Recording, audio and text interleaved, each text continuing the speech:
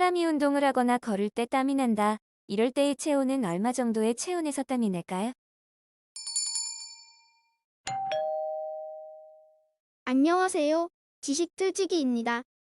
먼저 답변 드리기 전 이미지 저작권상 화면과 음성이 고르지 않은 점 양해 바랍니다. 영상을 끝까지 시청해주시고 좋아요 한 번씩 눌러주세요. 영상을 만드는 사람에게 큰 힘이 됩니다. 답변 드리겠습니다.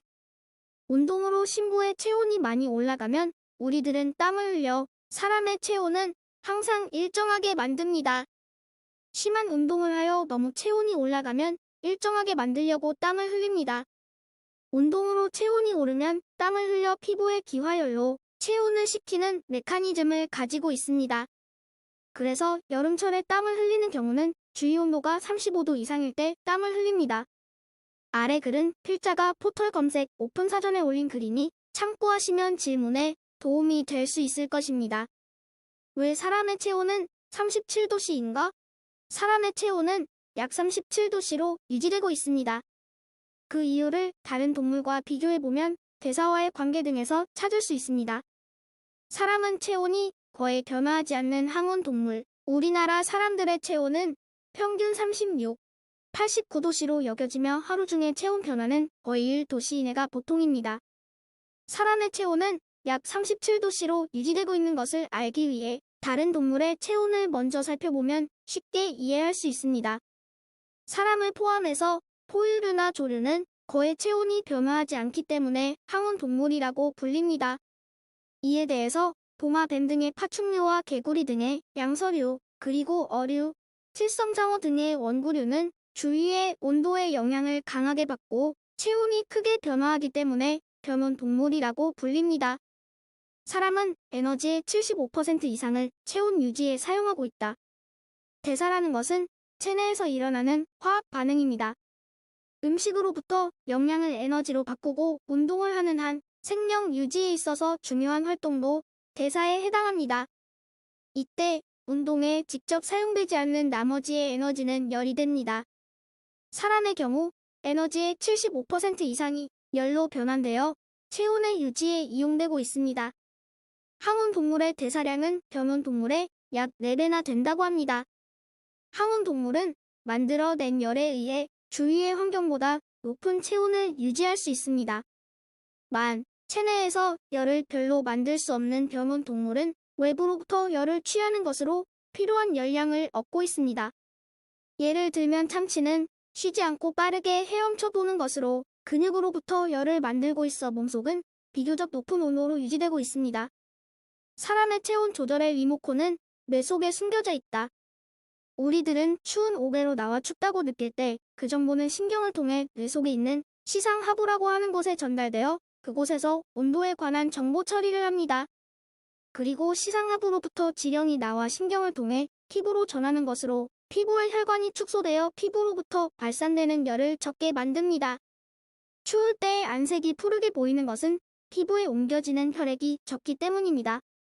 우리 뇌 속에 있는 시상하부는 몸의 온도를 리모컨으로 컨트롤하고 있습니다. 시상하부는 자율신경계의 중추이며 체온의 표준이 되는 온도를 결정하고 항상 체온을 일정하게 유지되도록 작용하고 있습니다. 그리고 열을 만들어내는 것과 열을 방출하는 지령이 시상하부로부터 나옵니다. 추울 때 몸이 떨리는 것은 근육을 움직여 체온을 올리기 위한 것으로 또 추울 때 땀샘은 닿습니다. 반대로 더울 때는 땀을 흘려 피부 표면을 적셔 열을 발산시켜 체온을 내립니다. 이러한 체온 조절 반응은 시상하부로부터의 지령에 의해서 행해지고 있습니다.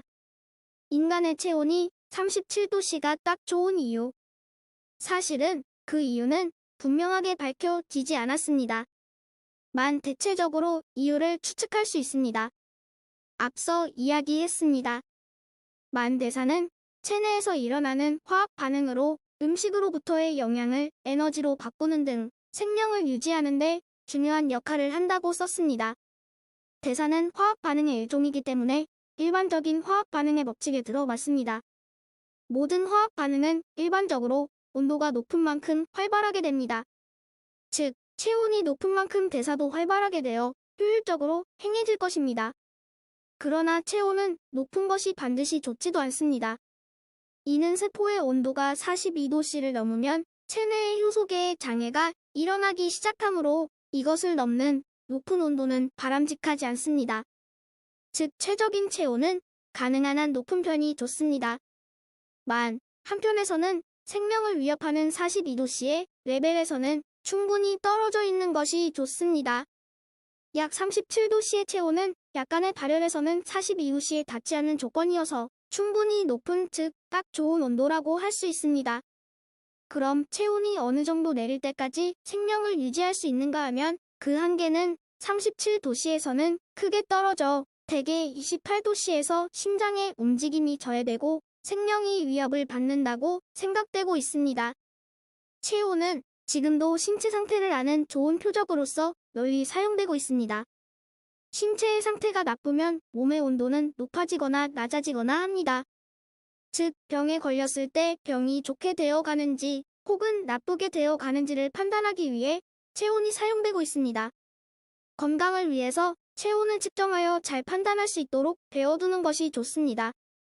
이리키정 공박사 야마나시 대학 명예교수, 1960년 도쿄대학 의학부 대학원 수료, 전 야마나시 의과대학 생리학 교수의 글 중에서 지금까지 지식틀찌기였습니다. 다음 영상은 더욱 호기심 많은 질문들로 업데이트될 예정입니다.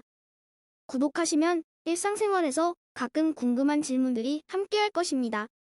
지식과 상식 얻어가세요. 감사합니다.